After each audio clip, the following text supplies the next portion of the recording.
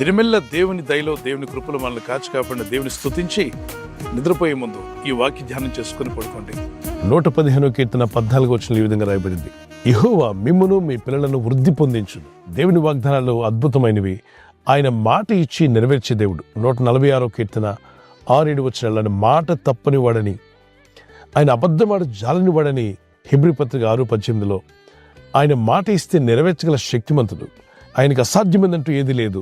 ఆదికాండం 18:14 వచనంలో మరి సమస్తము ఎరిగిన దేవుడైన ప్రభువు మిమ్మలను మీ పిల్లలను కూడా వృద్ధి పొందించాలని ఆశిస్తున్నాడా? అవును. అభివృద్ధి అందరికి ఇష్టమైనటువంటిది, ప్రతి ఒక్కరూ కోరుకునేటువంటిది.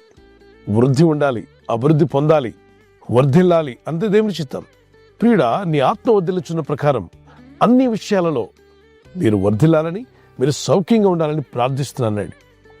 ఈ ప్రార్థన భక్తుని జీవితంలో నెరవేర్చబడాలి. మనందరి ప్రార్థన ఇదే. మనమంతా దేవునిలో స్థిరపడమే కాకుండా వృద్ధి చెందాలని కూడా ప్రభు కోరుతున్నాడు. కనుక అభివృద్ధిని కోరుకోవడం తప్పేం కాదు. అభివృద్ధిని గురించి బోధిస్తే ఏదో పాపంగా భావిస్తున్నారు. యెహోషువ గ్రంథం 1వ అధ్యాయం 6-8 వచనాల్లో యెహోషువతో దేవుడు అంటాడు, యెహోషువ, ఈ గ్రంథంలోని మాటలు నీ నోట ఉండాలి, నీ ధ్యానంలో ఉండాలి, నువ్వు వాటిని పాటించాలి. రాత్రింబగళ్ళు దాన్ని ధ్యానించి వాటిని నువ్వు పాటించినట్లయితే నేను నిన్ను అభివృద్ధి పరిచేదను. అంతేకాకుండా ఇంగ్లీష్లో 2 మాటలు వాడాడు. యూ షల్ హ్యావ్ సక్సెస్ అన్నాడు, ప్రాస్పర్ అన్నాడు. దేవుని కోరిక తన ప్రజలు వృద్ధి చెందాలనే. దరిద్రులై నాశనమైపోవాలని దేవుని కోరట్లా. మన ఆత్మీయ స్థితి మొట్టమొదటిగా ఎదగాలి.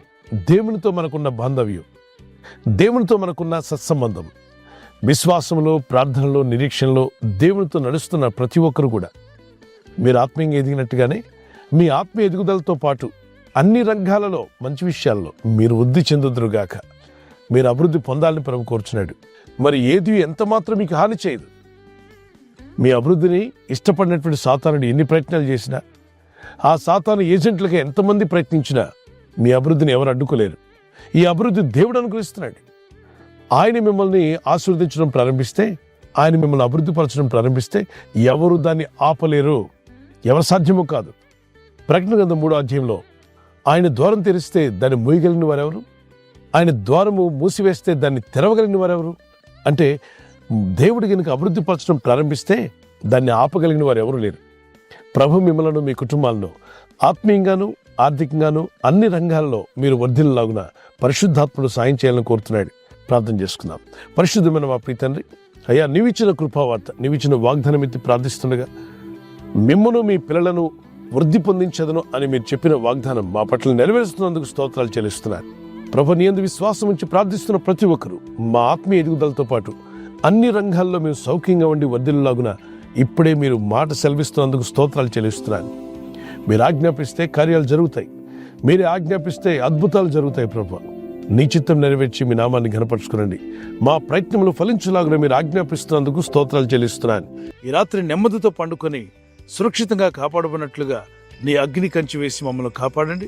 మీ చిత్తములో కొనసాగే కృప అందరికీ దయచేయమని యేసుక్రీస్తు ప్రశస్త నామములో మీరందరికీ చక్కని నిద్ర దయచేసి తెల్లవారు లేచి కృపను మాకిమ్మని ఈ వాగ్దానం ఎత్తి ప్రార్థిస్తున్న ప్రతి వ్యక్తి కూడా తన జీవితంలో ఫలించి అభివృద్ధి పొంది నీ రాజ్య విస్తరణలో వారందరినీ ఒక సాధనాలుగా వాడుకునండి.